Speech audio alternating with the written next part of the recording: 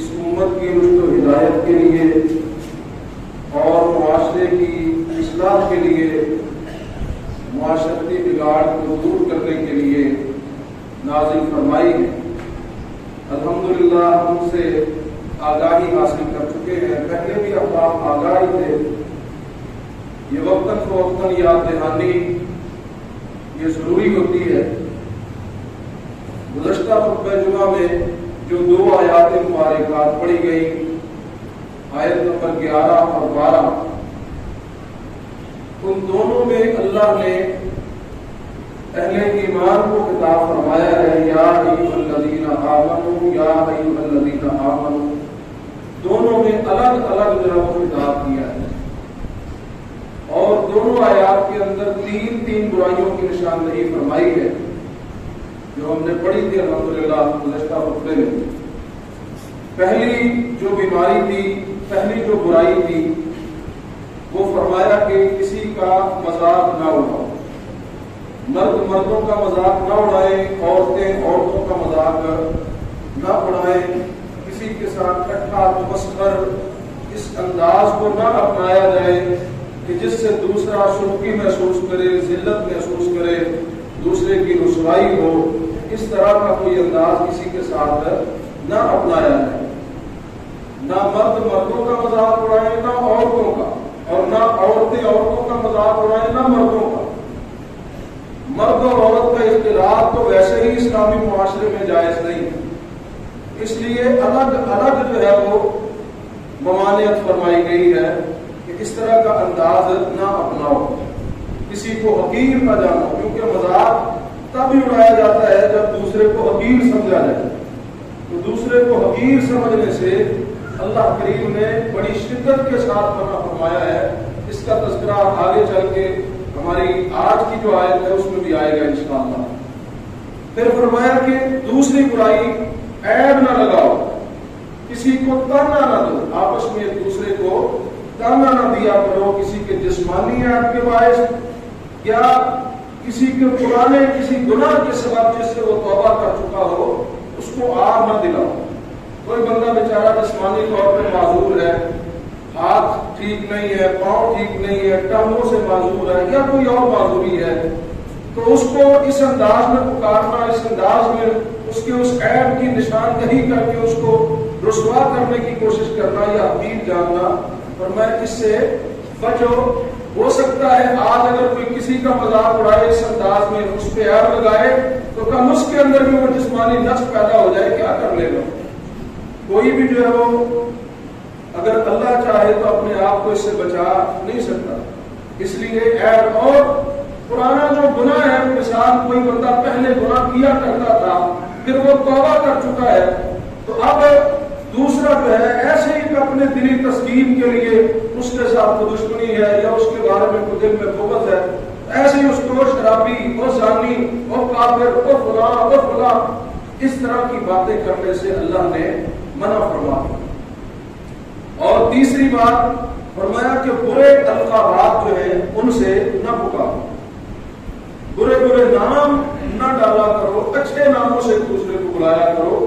اچھا نام جو ہے یا اچھا لقب جو ہے وہ دیا جا سکتا ہے، جیسے سیدنا ابوبکر رضی اللہ تعالیٰ عنہ کو صدیق کا لقب دیا گیا، عتیق کا لقب دیا گیا، سیدنا عمر رضی اللہ تعالیٰ عنہ کو فاروق کا لقب دیا گیا، سیدنا عثمان رضی اللہ تعالیٰ عنہ کو ذو النورین کہا گیا، سیدنا علی رضی اللہ تعالیٰ عنہ کو حیدر کرار کہا گیا۔ تو یہ جو عمدہ القابات ہیں جن سے اگلے کی تعریف ہو، اگلے کی جو ہے وہ توصیف ہو، اس کی کوئی صفت بیان ہو، تو اس میں کوئی حرج نہیں ہے، لیکن برے القابات سے پکارنا اس سے اللہ نے منع فرما دیا ہے، کیونکہ یہ معاشرتی بگاڑ کا ذریعہ ہے اور اس سے باہم جھگڑوں کو تقویت ملتی ہے۔ تو یہ 3 باتیں پہلی آیت میں، یہ وہ ہیں جو سامنے کی باتیں کہ بھئی ایک دوسرے کے سامنے، ایک دوسرے کے منہ پہ بھی جو ہے تو تم نے ایک دوسرے کو تکلیف نہیں دینی، اس طرح کا انداز نہیں اپنانا۔ ہاں اس میں ایک ہے کہ اگر کسی بندے کا کوئی نام معروف ہو گیا، اس کی پہچان ہی بن گیا ہے، اور وہ بندہ اس کا غصہ بھی نہیں کرتا، اس سے ناراض بھی نہیں ہوتا، تو پھر اس نام کو بطور پہچان جو ہے وہ ذکر کیا جا سکتا ہے، لیکن پھر بھی عام حالات میں اس سے اجتناب ہی بہتر ہے۔ اگلی آیت میں اللہ کریم نے پھر 3 باتوں سے منع فرمایا ہے، اور وہ ہے پیٹھ پیچھے جو باتیں ہوتی ہیں، یہ ہے جو سامنے کی ہیں کہ سامنے بھی برائی نہیں کرنی، اور اگلی آیت میں 3 برائیوں سے منع فرمایا کہ اس کی غیر موجودگی میں بھی ایسا انداز بھی نہیں اپنانا کہ تمہارے بھائی کو علم بھی نہ ہو اور تم اس کے بارے میں اپنے دل کے اندر کو بغض جو ہے اس کو جمع کر رہے ہو، بغض پال رہے ہو، ایسا تو کام نہیں کرنا۔ اس میں پہلی چیز فرمایا کہ بدگمانی سے بچو، بدگمانی سے بچو، منفی سوچ سے بچو، کسی کے بارے میں کبھی غلط مت سوچو، اپنی سوچ کو مثبت رکھو۔ معاشرے کے اندر زیادہ تر بگاڑ ہی جو ہے وہ منفی سوچ کے باعث ہوتا ہے، تو اس سے اللہ نے بھی منع فرمایا، رسول اللہ صلی اللہ علیہ وسلم نے اسے اکذب الحدیث قرار دیا۔ اکذب الحدیث سب سے بڑی جھوٹی بات، جھوٹ برائیوں کی جڑ ہے، تو بدگمانی جو ہے یہ معاشرتی بگاڑ کی جڑ ہے، فرمایا اکذب الحدیث ہے، سب سے بڑی، اس سے بڑا جھوٹا اور کیا ہوگا کہ نہ مجھے پتا، نہ مجھے سوچ، نہ میں نے کچھ دیکھا، نہ بس ایسے ہی کسی جو ہے جناب کو خبر سن لی ہے تو میں نے اپنے ذہن کے اندر ایک سوچ بنا لی ہے، فکر پیدا کر لی ہے، اپنے بھائی کے بارے میں اپنے گمان جو ہے وہ بگاڑ لی ہے، اور پھر بہت سارے لوگ آپس میں تو بدگمانی کرتے ہیں، اللہ کے بارے میں بھی بدگمانی شروع کر دیتے ہیں، مالک کے بارے میں بدگمانی۔ اللہ فرماتے ہیں انا عند ظن عبدی، حدیث قدسی کہ میں تو بندے کے گمان کے قریب ہوتا ہوں، جیسا مجھ سے گمان رکھو گے ویسا تمہارے ساتھ سلوک ہوگا۔ وہ کہتے ہیں نا کہ ایک شخص اس نے پوچھا کہ حضرت قیامت کے دن ہمارا حساب جو ہے وہ کس کے پاس ہوگا، حساب کون لے گا؟ بتایا گیا کہ اللہ ہی لے گا، حساب اللہ ہی لے گا۔ تو کہنے لگے پھر فکر کی کوئی بات نہیں، پھر فکر کی کوئی بات نہیں، اچھا گمان ہے کہ رب نے حساب لینا ہے تو اللہ سے بڑھ کے بخشنے والا، رحم فرمانے والا نہیں ہے، پھر مجھے ٹینشن کوئی نہیں ہے، ہاں اس کی بات مانوں گا، اس کے احکامات پہ عمل کروں گا، مجھے ٹینشن نہیں ہوگی کہ میرا مالک بڑا غفور رحیم ہے۔ تو گمان اچھا رکھنا چاہیے، امید اللہ سے اچھی رکھنی چاہیے، بدگمانی اللہ کے بارے میں نہیں کرنی چاہیے۔ اور دوسری جو اس آیت میں منع کیا گیا جس برائی سے، فرمایا کہ ایک دوسرے کی ٹو میں نہ رہا کرو، برائیاں تلاش نہ کرتے رہنا، لا تجسسوا، جاسوسیاں نہ کیا کرو ایک دوسرے کی کہ اس کی مجھے کوئی برائی ملے تو میں اس کو بدنام کروں، میں اس کو لوگوں کے سامنے ذلیل کروں، رسوا کروں، فرمایا یہ انداز اللہ کو پسند نہیں ہے۔ اور یہ تنبیہ بھی کی گئی ہے کہ اگر تم کسی کے عیب کے پیچھے لگو گے اللہ تمہارے عیب کے پیچھے لگ جائے، تمہیں تو ہو سکتا ہے اس کا کوئی عیب ملے یا نہ ملے، لیکن مالک تو تمہارے سارے عیوب سے واقف ہے کہ نہیں ہے؟ جس کے عیوب کے پیچھے رب پڑ جائے کیا خیال ہے اس کی ذلت اور رسوائی میں ہے، وہ اس کو اپنے آپ کو ذلت اور رسوائی سے بچا سکتے؟ مجھے تو پتہ نہیں پتا چلنا ہے کہ نہیں چلنا اس کے کسی عیب کا، لیکن میرے تو سارے عیب کھاتا کھلا ہوا اللہ کے سامنے۔ اس لیے اگر اپنی بچت چاہتے ہیں نا، اپنی کہ میرے عیب جو ہیں ان کی پردہ پوشی رہے، میرے عیبوں کو اللہ جو ہے وہ چھپا کے رکھے دنیا میں بھی اور آخرت میں بھی، تو پھر دوسرے کے عیبوں کی طرف نظر نہ کیا کرو اور نہ ان کی جاسوسی نہ کرو۔ آپ کو مجرم ہے، اس کی جاسوسی کرنا ٹھیک ہے، قانونی تقاضے پورے کرنے کے لیے، میں چور ہے، ڈاکو ہے، اس قسم کا مشکوک آدمی ہے، اس کی جاسوسی، یا پھر کوئی دشمن ہے، وطن دشمن ہے، اسلام دشمن ہے، اس کی جاسوسی کی جا سکتی ہے۔ لیکن یہ کیا بات ہوئی، ہمسایوں کی جاسوسیاں ہو رہی ہیں، بھائیوں کی جاسوسیاں ہو رہی ہیں، آپس میں رشتہ داروں کی جاسوسیاں ہو رہی ہیں، اور ان کی جو ہے وہ جناب جو پردے کی باتیں ہیں ان کو تلاش کر کر کے پھر لوگوں کے سامنے پھیلایا جا رہا ہے۔ اس کا مطلب ہے کہ میں جو ہے وہ پردے فاش کرتا پھر رہا ہوں اور اپنے پردے کو میں کہتا ہوں کہ یہ کسی کو پتہ نہ چلے، یہ ہو نہیں سکتا جب تک میں لوگوں کی پردہ پوشی نہیں کروں گا، میری بھی پردہ پوشی نہیں ہو سکتی۔ اور تیسری بات جو اس آیت میں منع فرمائی وہ یہی فرمائی کہ بھئی اگر کسی عیب کا پتہ چل بھی جائے تو اسے لوگوں کے سامنے بیان نہیں کرنا۔ پہلے تو فرمایا کہ خود ٹو میں لگنا ہی نہیں ہے، کسی کے عیب کے پیچھے لگنا ہی نہیں ہے کہ مجھے پتہ چلے، اور اگر بالفرض حادثاتی طور پہ یا کہیں ایسے ہی اچانک تمہیں پتہ چل بھی جائے تو کسی کو دیکھ لو اس کے عیب کے ساتھ تو پھر اس کو لوگوں کے سامنے بیان نہ کرتے۔ ہاں اگر ایک بندہ ظالم ہے یا دوسرے پہ زیادتی کرتا ہے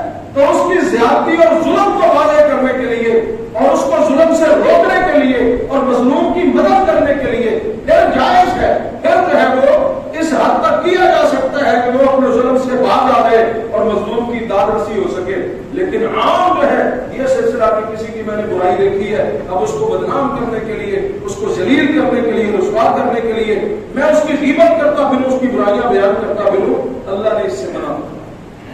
نبی رحمت علیہ السلام نے پوچھا تھا نا میرے صحابہ اتدرون ما الغیبۃ، تمہیں پتہ ہے غیبت کس کو کہتے ہیں؟ صحابہ کرام نے پوچھا اللہ کے نبی صلی اللہ علیہ وسلم آپ سمجھا دیجیے، تو فرمایا کہ غیبت یہ ہے تم اپنے بھائی کی غیر موجودگی میں اس کا تذکرہ اس انداز میں کرو کہ اس کو ناپسند ہو، اس کی برائیاں بیان کرو، اس کے وہ کام لوگوں کے سامنے ذکر کرو جو اس کو پسند نہ ہو، تو فرمایا یہ غیبت۔ صحابہ نے پوچھا اللہ کے نبی صلی اللہ علیہ وسلم اگر وہ برائی جو میں بیان کر رہا ہوں وہ میرے بھائی کے اندر موجود ہے تو پھر بھی غیبت ہے؟ آقا نے فرمایا پھر ہی تو غیبت ہے۔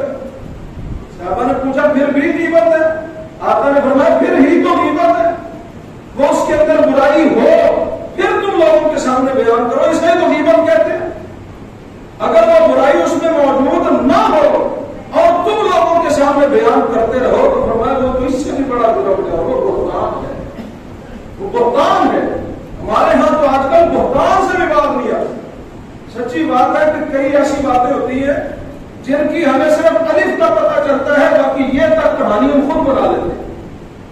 ہمیں صرف ایک آدھ بات کا پتہ چلتا ہے، باقی اس کے بارے میں 100 باتیں جو ہے نا وہ ہم اپنے اندر سے ہی، ہمارے پاس جو وہ بڑے بڑے اندر ماشاءاللہ مصنف بیٹھے ہوئے ہیں ہمارے اندر ہی، وہ ایسی ایسی کہانیاں تخلیق کر لیتے ہیں اس بھائی کے بارے میں کہ مجھے جب پتہ چل گیا بس ہاں پھر اس سے ایسے ہوگا، پھر اس سے ویسے ہوگا، پھر اس سے جیسے ہوگا، پھر کیسے ہوگا، یہ نہیں جانتے کہ میرا حال قیامت کے دن کیسے ہوگا۔ میرے بھائیوں اس سے اجتناب، اس سے بچنے کا حکم ہے۔ اللہ نے اسپیشلی یا ایھا الذین آمنو کے سیغے سے بار 5 مرتبہ یہاں تک خطاب ہو چکا ہے اس ایک سورت کے اندر۔ 12 آیتیں ہیں اور جو ہم پڑھ چکے ہیں، اس سورت کی ابتدائی 12 آیات ہم پڑھ چکے ہیں اور ان 12 آیات میں 5 مرتبہ یا ایھا الذین آمنو، یا ایھا الذین آمنو، یا ایھا الذین آمنو، اللہ بار اہل ایمان کو مخاطب ہو، اے ایمان کے دعوے دارو، اے خود کو مسلمان سمجھنے والوں، اے اپنے آپ کو مومن کہلانے والوں، باز آ جاؤ اس برائی سے، باز آ جاؤ اس برائی سے، بغیر تحقیق کے جو ہے وہ قدم اٹھانے سے، باز آ جاؤ جاسوسیاں کرنے سے، باز آ جاؤ غیبت کرنے سے، باز آ جاؤ چغلی کرنے سے، باز آ جاؤ بدگمانیاں کرنے سے، باز آ جاؤ اپنے بھائیوں کا بہنوں کا مذاق اڑانے سے، باز آ جاؤ کسی پہ عیب لگانے سے، باز آ جاؤ بڑے بڑے القابات ڈالنے سے۔ اللہ تعالیٰ بار یا ایھا الذین آمنو کے سیغے سے خطاب کرتا ہے۔ اور اگلی آیت جو آج ہم پڑھنے لگے ہیں، آیت نمبر 13 اسی سورہ مبارکہ کی، اس میں اللہ کریم نے ساری کی ساری انسانیت کو خطاب کیا۔ یہ پہلے صرف اہل ایمان کو خطاب کر کے برائیوں سے منع فرمایا، اب اس آیت میں جو برائی بیان ہونے لگی ہے وہ عالمی برائی ہے۔ تو اللہ نے مخاطب بھی عالمی سطح پہ کی ہے، ساری انسانیت، سارے کے سارے انسانوں کو۔ یہ برائی ایسی برائی ہے کہ جو پہلی تمام برائیوں کی جڑ بن جاتی ہے، اس کا سبب بن جاتی ہے۔ کیا ہے؟ آئیے اللہ کے قرآن سے پوچھتے ہیں، اللہ کریم نے تمام انسانوں کو مخاطب کر کے کیا اعلان فرمایا اور کس چیز سے منع فرمایا، پھر غور کرتے ہیں کہ کیا یہ برائی ہمارے اندر تو نہیں ہے؟ اگر نہیں ہے تو اللہ کا شکر ادا کریں گے، اگر ہے تو پھر بچنے کی فکر کریں گے انشاءاللہ۔ اللہ ہم سب کو ان برائیوں سے محفوظ فرمائے۔ فرمایا اعوذ باللہ من الشیطان الرجیم، یا ایھا الناس انا خلقناکم من ذکر وانثی وجعلناکم شعوبا وقبائل لتعارفوا ان اکرمکم عند اللہ اتقاکم ان اللہ علیم خبیر۔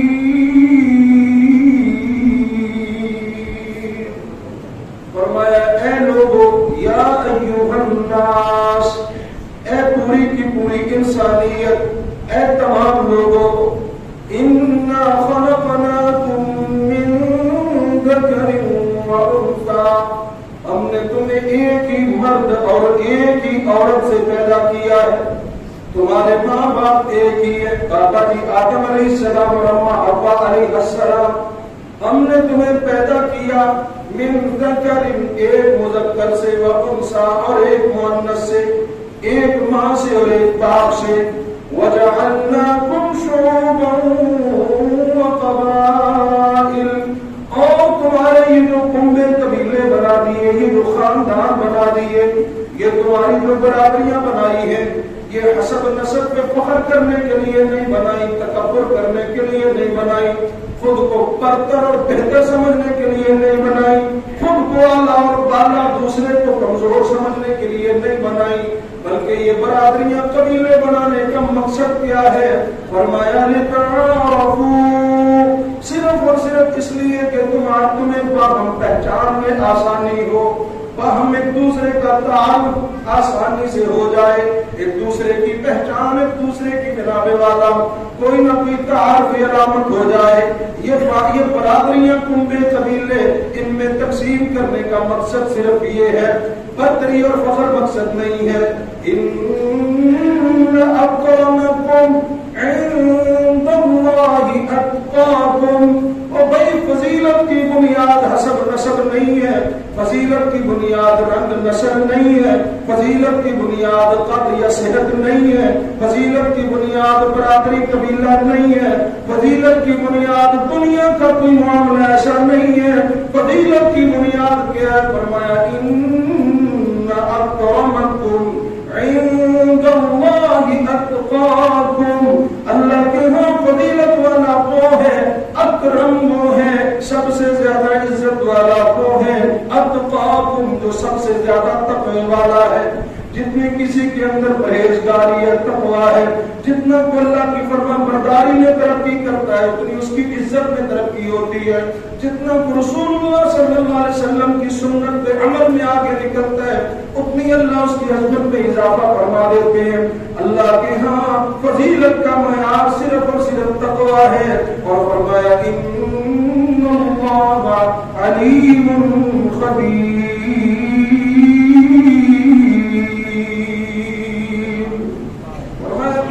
اللہ جو ہے ہر چیز کو جاننے والا ہے، ہر بات سے باخبر ہے. اللہ کو پتہ ہے کون تقوی والا ہے، کون تقوی نہیں اختیار کرتا ہے، کون نافرمانی کرتا ہے، کون فرما برداری کرتا ہے. یہ سب مالک کے علم میں، اللہ کے علم سے کوئی بھی چیز ڈھکی چھپی، وہ باخبر ہے، وہ لطیف ہے، وہ خبیر ہے، وہ علیم بذات الصدور ہے. سورہ ملک میں فرمایا نہیں، الا یعلم من خلق، جس نے پیدا کیا اس کو پتہ نہیں ہوگا تم کیا ہو.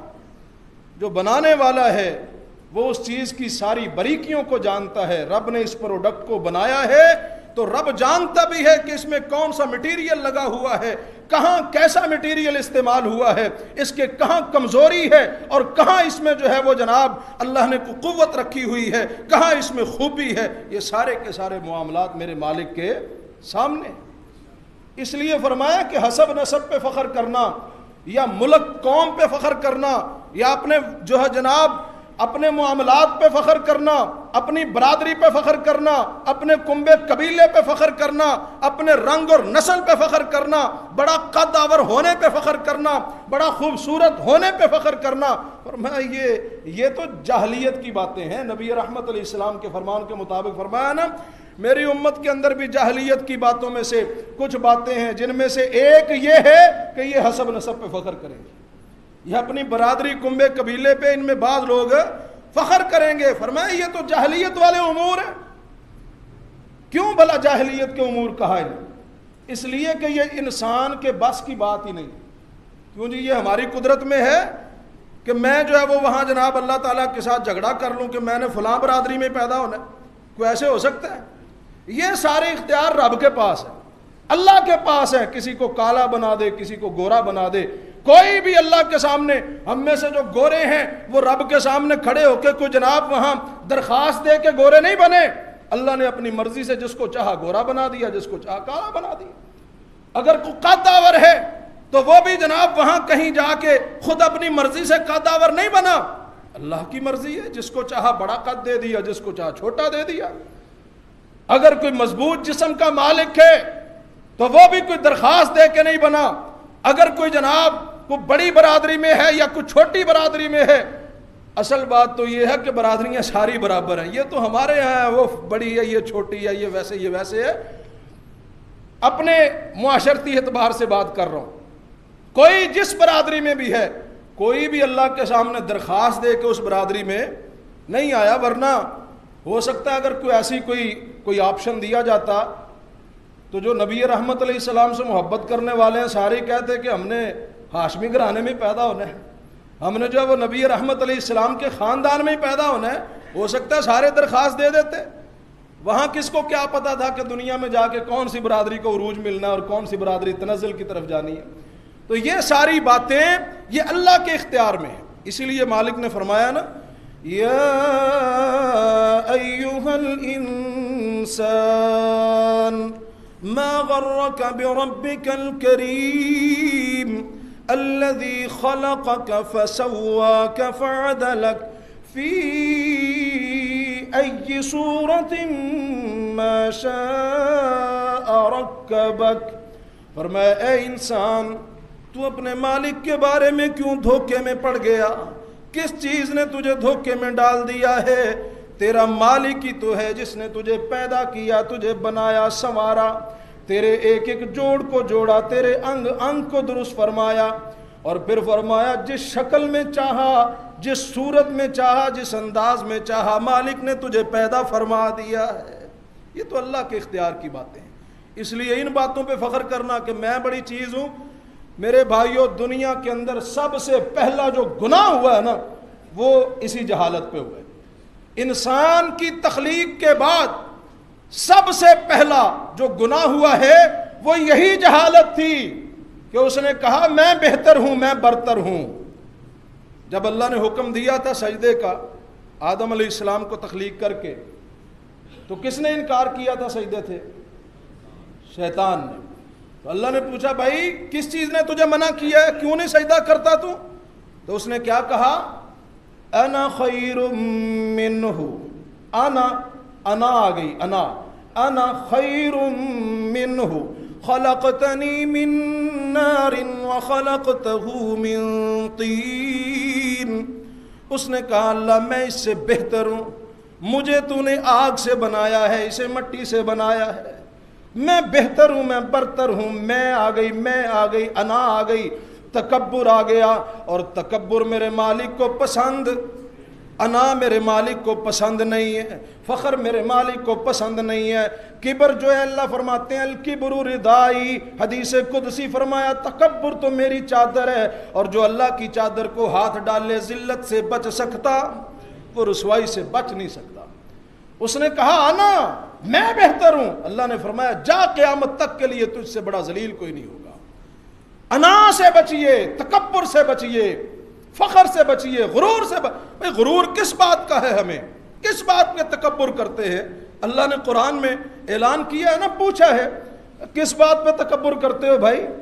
وَلَا تَمْشِ فِي الْأَرْضِ مَرَحًا إِنَّكَ لَن تَخْرِقَ الْأَرْضَ وَلَن تَبْلُغَ الْجِبَالَ طُولًا. زمین پہ عاجزی کے ساتھ چلا کرو، تکبر کے ساتھ نہ چلا کرو، اکڑ کے نہ چلا کرو، فخر نہ کیا کرو، غرور نہ کیا کرو. کس بات پہ غرور کرتے ہو؟ انک لن تخرق الارض، تم میں سے کوئی بھی اتنی قوت اور پاور کا مالک نہیں ہے کہ وہ زمین پہ ایڑی مارے، زمین کو پھاڑ کے رکھ دے. کوئی بھی ایسی قوت والا نہیں ہے. ولن تبلغ الجبال طولا، کوئی بھی ایسا قداور نہیں ہے کہ وہ پہاڑوں کی جناب بلندیوں کے برابر ہو جائے، وہ لمبائی میں پہاڑوں کے برابر چلا جائے. فرمایا نہ تم قداور ایسے، نہ تم مضبوط ایسے، تم سے کتنی مضبوط مخلوقیں اللہ کی دنیا کے اندر موجود ہیں، تم سے کئی گنا طاقتور مخلوقیں اللہ نے پیدا کر دی، پھر تم کس بات پہ اکڑتے ہو، کس بات پہ فخر کرتے ہو؟ اور فرمایا کہ اگر میرے نیک بندے ہو پھر اکڑنا نہیں ہے، تکبر نہیں کرنا. وعباد الرحمن الذین یمشون علی الارض ہونا، عباد الرحمن تو وہ ہیں، اللہ کے نیک بندے تو وہ ہیں جن کی پہلی خوبی یہ ہے زمین کے اوپر اکڑ کے نہیں چلتے، تکبر کے ساتھ نہیں چلتے، عاجزی انکساری کے ساتھ چلتے ہیں۔ یہ اللہ کے بندوں کی پہلی خوبی ہے۔ سورہ الفرقان کی آخری رکوع میں اللہ نے جہاں خوبیاں بیان فرمائی ہیں نا، وہاں پہلی خوبی یہ رکھی ہے کہ جو اللہ کے نیک بندے ہوتے ہیں وہ تکبر کرتے، وہ اکڑتے نہیں ہیں۔ اور پھر تکبر کی جتنی علامتیں ہیں ان سے بھی منع فرما دیا گیا۔ آقا کائنات نے فرمایا نہیں کہ بھئی اپنے کپڑے کو، اپنی شلوار کو، چادر کو ٹخنوں سے نیچے نہ لٹکایا کرو۔ کیوں؟ فرمایا یہ تکبر کی علامت ہے، یہ تکبر کی علامت ہے۔ اور پھر فرمایا کہ جو بندہ اپنے کپڑے کو ٹخنوں سے نیچے لٹکاتا ہے، قیامت کے دن اللہ اس کی طرف نظر رحمت سے دیکھیں گے بھی نہیں، اس کے گناہوں کو معاف بھی نہیں کریں گے، اور اسے جہنم میں پھینک دیا جائے گا۔ ہمارے کئی دوست کہتے ہیں جی اس سے کیا ہوتا ہے، کپڑا ہی ہے نا، تھوڑا سا نیچے ہو گیا، تھوڑا سا اوپر ہو گیا۔ بہت ساری چیزیں ایسی ہوتی ہیں تھوڑی سی نیچے اوپر ہونے سے بڑا معاملہ خراب ہو جاتا ہے۔ مثال کے طور پہ ہمارا کوئی دوست موٹر سائیکل پہ جا رہا ہو اور اس کا سٹینڈ جو ہے وہ تھوڑا سا نیچے ہو، موٹر سائیکل کا جو سٹینڈ ہے جو وہ نیچے ہو، تو ہر بندہ اشارہ نہیں کر رہا ہوتا کہ بھائی وہ سٹینڈ نیچے ہے ذرا اوپر کر لو۔ کیوں کہہ رہا ہوتا ہے؟ کیونکہ اس کی جان کو خطرہ ہے۔ سٹینڈ نیچے ہوگا نقصان ہو سکتا ہے کوئی حادثہ ایسا پیش آ جائے بیچارہ فوت ہو جائے، تو ہر بندہ اشارہ بھائی سٹینڈ نیچے ہے اسے اوپر کرو۔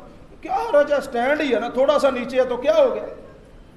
یہ ہمارے ایک دوست ہے وہ مثال دیا کرتے ہیں، ہو سکتا ہے آپ میں سے کوئی دوست ناراض بھی ہو، لیکن بہرحال مثال یہ ہے، وہ کہتے ہیں کہ یہ ناک ہے نا، ناک، اس کے اندر ایک مادہ ہے، یہ اگر تھوڑا سا جب تک یہ ناک کے اندر رہے نا تو انسان جو ہے وہ اس کی شخصیت ہوتی ہے، اس کا وقار ہوتا ہے، اور اگر وہ مادہ تھوڑا سا نیچے آ جائے، یہاں مونچھوں کے اوپر آ جائے، تو کیا اس کا کوئی وقار رہتا ہے؟ ہر بندہ جو ہے وہ کیسے دیکھے گا اس کو؟ یہ مادہ تھوڑا سا نیچے آیا ہے۔ تو بعض چیزیں ایسی ہوتی ہیں وہ تھوڑی سی بھی نیچے ہوں تو وہ قابل قبول نہیں ہوتی۔ ہاتھوں کا معاملہ بھی ایسا ہی ہے، جہاں اللہ کے نبی نے رکھے ہیں وہاں رکھے تو بہتر ہے، تھوڑے سے نیچے ہوں گے نا تو معاملہ خراب ہوگا۔ میں یہ نہیں کہتا کہ اس کی نماز نہیں ہوتی، لیکن بہرحال اجر میں فرق پڑے گا۔ اور اسی طرح یہ شلوار کا مسئلہ ہے، چادر کا مسئلہ ہے۔ اللہ کے نبی صلی اللہ علیہ وسلم کے ایک صحابی، کئی دوست یہ بھی کہتے ہیں جی ہم تکبر سے نہیں کرتے۔ آقا کائنات کے ایک صحابی تھے، ان کی ٹانگیں تھوڑی سی ٹیڑھی تھی، وہ انہوں نے چادر شلوار نیچے کپڑا جو باندھا تھا نیچے لٹکایا ہوا۔ نبی رحمت علیہ الصلوۃ والسلام نے، وہ حدیث کے الفاظ تو اس طرح ہیں کہ آقا اٹھ کے تیزی سے اس کے پاس گئے اور جا کے کہا میرے صحابی یہ کیا کیا ہوا ہے، چادر نیچے لٹکائی ہے ٹخنوں سے، تجھے پتہ نہیں ہے اللہ کی کتنی بڑی ناراضگی ہے؟ وہ کہنے لگے اللہ کے نبی جی میری اصل میں نا یہ پنڈلیاں تھوڑی ٹیڑھی ہیں تو میں نے بس ان کو چھپانے کے لیے نیچے کیے، میں تکبر نہیں کرتا۔ آقا نے فرمایا میرے صحابی ان کا نیچے کرنا ہی تکبر ہے، کپڑے کا نیچے کرنا ہی تکبر ہے۔ اب یہ آزمائش ہے، سچی بات ہے، بعض اوقات مسئلہ بالکل چھوٹا سا ہوتا ہے لیکن حقیقت میں وہ آزمائش ہوتی ہے، انسان اس کو چھوٹا سمجھ کے نظر انداز کر دیتا ہے۔ وہ سنا نہیں ہے آپ نے حدیث، وہ سنی نہیں ہوئی، بلکہ قرآن کی آیت بھی ہے کہ جس میں مچھر کی بھی مثال دی گئی ہے، اور ایک حدیث کا بھی مفہوم ہے کہ انسان کا بعض اوقات معمولی سا عمل ہوتا ہے، بندہ اس کو کچھ حیثیت نہیں دیتا مگر اس عمل کی وجہ سے وہ جہنم کے گڑھے میں جا گرتا ہے۔ اللہ تعالی ہمیں اس سے محفوظ فرمائے۔ تو اس عمل کا اہتمام کرنا چاہیے۔ میں ہر دفعہ نماز سے پہلے بھی اس لیے اس بات کی تاکید کرتا ہوں، چلیں کسی بھائی کے ذہن میں بات بیٹھ جائے، بظاہر یہ محسوس ہوتا ہے لوگ کہیں گے جی لو جی یہ اوپر شلوار کر لیے کیا ہو گیا، بھائی اللہ کے نبی صلی اللہ علیہ وسلم کی سنت پہ عمل کر رہے ہیں تو کیا مسئلہ ہے؟ نبی رحمت علیہ السلام سے محبت ہے کہ نہیں ہے؟ ابھی یہ جو دن گزر رہے ہیں، آج 8 ربیع الاول بھی ہے، اور 8 ربیع الاول ہمارے ان بھائیوں کے امام کے مطابق جو بھائی 12 ربیع الاول کو بہت کچھ کرتے ہیں محبت کے انداز میں، مطلب اپنی محبت کو ثابت کرنے کے لیے، ہمیں کسی کی محبت پہ شک نہیں ہے، ہمیں کسی کی محبت پہ شک نہیں ہے، ہم کہتے ہیں سارے ہی محبت کرتے ہیں، وہ ہمارے بریلوی بھائی ہوں، وہ دیوبندی بھائی ہوں، وہ اہل حدیث بھائی ہوں، سارے ہی اللہ کے نبی صلی اللہ علیہ وسلم سے کیا کرتے ہیں؟ محبت کرتے ہیں کہ نہیں کرتے؟ ایسے جو فتوے لگانا ہے نا، فلاں محبت نہیں کرتا، فلاں محبت نہیں کرتا، فلاں گستاخ ہے، فلاں درود کا منکر ہے، فلاں نبی کی شان کا منکر ہے، میرے بھائیوں یہ بہتان عظیم ہے، ایسی بہتان نہ لگایا کرو، قیامت کے دن کیا جواب دو گے رب کے سامنے کھڑے ہو کے؟ ایسے ہی محبت کے ٹھیکیدار بن جاتے ہیں کئی. اور بھائی محبت سارے ہی کرتے ہیں، لیکن محبت کا صحیح طریقہ وہی ہے جس انداز میں نبی کے صحابہ نے محبت کی ہے، جس انداز میں اہل بیت نے محبت کی ہے، اور جس انداز میں آل رسول نے محبت کی ہے رضوان اللہ علیہم اجمعین. یہ محبت کا طریقہ ہے. تو نبی رحمت علیہ السلام سے محبت تو سب کو ہے نا جی ماشاءاللہ. آج کل بہت سارے، آج کی جو ڈیٹ ہے نا 8 ربیع الاول میں عرض کر رہا تھا، امام احمد رضا خان بریلوی ان کی تحقیق کے مطابق ان کی کتاب فتاوی رضویہ کے اندر یہ درج ہے کہ نبی رحمت علیہ السلام کی تاریخ ولادت 8 ربیع الاول ہے اور تاریخ وفات 12 ربیع الاول ہے. یہ ان کی کتاب کے اندر لکھا ہوا ہے. ہمیں کیا ضرورت ہے اعتراض کرنے کی کسی پہ. اور ایک محقق، مؤرخ، ماہر فلکیات اور ماہر ریاضی دان جو تھے، ان کی تحقیق کے مطابق نبی رحمت علیہ السلام کی تاریخ ولادت 9 ربیع الاول ہے. اور بعض مؤرخین بہت قلیل تعداد میں، ہمارے یہاں یہ بڑا ایشو ہوتا ہے نا جی، دیکھو جی وہ زیادہ ہیں، تو یہاں بھی دیکھیں نا بہت قلیل تعداد میں مؤرخین ایسے ہیں جنہوں نے 12 ربیع الاول کو تاریخ ولادت لکھا ہے، تاریخ وفات سارے 12 ربیع الاول کہتے ہیں. اور پھر ایک مؤرخ کی تحقیق کے مطابق آقا کائنات کی تاریخ ولادت 27 رمضان ہے. اور پیر عبد القادر جیلانی رحمت اللہ علیہ، جن کے نام کی ہر مہینے 11ویں پکتی ہے، ہر مہینے ماشاءاللہ ہمارے دوست جو ہیں وہ بڑا اہتمام کرتے ہیں. اللہ تعالی ہمیں اس کام سے محفوظ فرما دے، کیونکہ یہ جائز نہیں ہے، یہ حرام ہے. اس لیے کہ غیر اللہ کے نام کی کوئی بھی چیز ہے وہ حرام ہوتی ہے. تو ہمارے بھائی بہرحال اہتمام کرتے ہیں. اگر کسی نے تحقیق کرنی ہو بعد میں پوچھ سکتا ہے، وقت نہیں ہے. ہر مہینے ان کے نام کی 11ویں پکتی ہے، لیکن ان کی بات نہیں مانی جاتی. یہ 2 جمعے پہلے میں نے کہا تھا کہ وہ رفع الیدین کرتے تھے، تو مفتی صاحب سے پوچھا، وہ فرمانے لگے جی وہ حنبلی تھے اس لیے کرتے تھے. اگر کوئی حنبلی ہو کے کرے ٹھیک ہے، اگر کوئی محمدی ہو کے کرے تو پھر ٹھیک نہیں. عجیب بات ہے. اور وہ پیر صاحب فرماتے ہیں کہ نبی رحمت علیہ السلام 10 محرم کو پیدا ہوئے تھے. کب پیدا ہوئے تھے جی؟ 10 محرم کو. میرے بھائیوں، صرف لکیر کے فقیر نہیں بننا چاہیے. مجھے پتہ ہے کہ اس مجمع کے اندر بہت سارے میرے دوست وہ بھی ہیں جو میلاد کے قائل ہیں اور جشن عید میلاد النبی بڑے اہتمام سے مناتے ہوں گے، یا مناتے نہیں تو کم از کم بہتر سمجھتے ہوں گے. میں درد دل آپ کے ساتھ تھوڑی سی تحقیق بھی کرنی چاہیے. کیا خیال ہے، محبت مجھے یا آج کل کے علماء کو ہی ہے، یا صحابہ کو بھی کوئی محبت تھی آقا سے؟ صحابہ کو محبت تھی کہ نہیں تھی؟ تو انہوں نے پھر کیوں نہیں منایا؟ ہمیں یہ کچھ دن پہلے، بلکہ کچھ دن کیا، یونیورسٹی کے دور میں بھی بات ہوئی. وہاں ہمارے کمرے کے اندر ایک ٹی وی رکھا ہوا تھا اور سارے نوجوان جو تھے وہ دوسرے تھے، میں اکیلا ہی اس مکتب فکر سے تھا. تو یہی ایام آئے، مفتی صاحب سے سوال ہوا ٹی وی کے اوپر، جی اہل حدیث کہتے ہیں جو کام صحابہ نے نہیں کیا ہمیں نہیں کرنا چاہیے. تو مفتی صاحب نے جواب دیا، یہ کہاں لکھا ہے جو کام صحابہ نے نہیں کیا ہمیں نہیں کرنا چاہیے؟ لڑکے میرے ارد گرد، ہاں جی آپ صاحب دسو ہوں تسی بڑے کہندے ہو جی یہ کام نہیں کرنا چاہیے. میں نے کہا بھائی یہ مفتی صاحب ہے؟ کہنے لگے جی مفتی صاحب. میں نے کہا جب مفتی صاحب کا حال یہ ہے تو تمہارا تو پھر اللہ ہی حافظ ہے نا. مفتی صاحب کہہ رہے ہیں کہ جو کام صحابہ نے نہیں کیا وہ نہیں کرنا چاہیے. کہاں لکھا ہوا ہے؟ میں نے کہا قرآن کے پہلے پارے میں لکھا ہوا ہے. اللہ فرماتے ہیں فَإِنْ آمَنُوا بِمِثْلِ مَا آمَنْتُمْ بِهِ فَقَدْ اهْتَدَوْا. نبی کے صحابہ جیسا ایمان لاؤ گے تو ہدایت پاؤ گے. اور نبی رحمت علیہ السلام کی کئی حدیث اس بات پہ گواہ ہیں. آقا نے فرمایا ما انا علیہ واصحابی، وہ کام کرو جو میں کرتا ہوں، وہ طریقہ اپناؤ جو میرے صحابہ کا ہے، پھر ناجی گروہ میں شامل ہوگے. پھر فرمایا علیکم بسنتی وسنت الخلفاء الراشدین المہدیین، میری سنت کو اپناؤ، میرے خلفاء کی سنت کو اپناؤ. میں نے کہا اللہ کے نبی نے کئی جگہ پہ کہا تو یہ بات تو ویسے ہی اچھی نہیں لگتی کہ جو کام صحابہ نے نہیں کیا ہمیں نہیں کرنا چاہیے. بھئی ہم تو صحابہ کے پیروکار ہیں، اللہ کے نبی کی پیروی ہم نے کرنی ہے صحابہ کے نقش قدم کے مطابق. انہوں نے سارا دین جو ہے وہ اس پہ عمل کر کے سکھلایا، بتلایا ہمیں. اور پھر وہ کہنے لگے جی دیکھیں اللہ کے نبی صلی اللہ علیہ وسلم ہر ہفتے میلاد منایا کرتے تھے. پوچھا جی کیسے؟ کہتے ہیں کہ سوموار کو روزہ رکھا کرتے تھے. میں نے کہا بھائی اس کے تو ہم بھی قائل ہیں. ہم کہتے ہیں مناؤ میلاد، لیکن اس طریقے سے مناؤ جیسے آقا نے منایا ہے. یہ کیا ہوا کہ سال کے بعد جھنڈیاں لگا لیں، سال کے بعد جلوس نکال لیے، سال کے بعد جو ہے وہ جناب چمٹے بجا، وہ کام اللہ کی قسم ہوتے ہیں جن سے اللہ کے نبی نے منع فرمایا. اور بڑی خوشائند بات ہے کہ ہمارے بریلوی بھائیوں میں بھی بہت سارے ایسے علماء بھی ہیں کہ جو بڑے احسن انداز میں اب سمجھاتے ہیں کہ بھائی یہ کام اللہ کے نبی نے نہیں کیے. یہ بھنگڑے ڈالنا، یہ چمٹے بجانا، یہ ڈھول بجانا، یہ بچیوں کو بے پردہ کر کے باہر نکالنا، یہ کہاں کی محبت ہے؟ ہاں उस अंदाज में मिलाद मनाओ जैसे सहाबा ने, अल्लाह के नबी ने मनाया। कैसे मनाया? आका अपनी विलादत के दिन रोज़ा रखा करते थे। हर हफ्ते मनाओ, हर सोमवार को रोज़ा रखो। इंशाअल्लाह ना मैं फतवा लगाऊंगा, ना मेरी जमात का कोई और खतीब फतवा लगाएगा।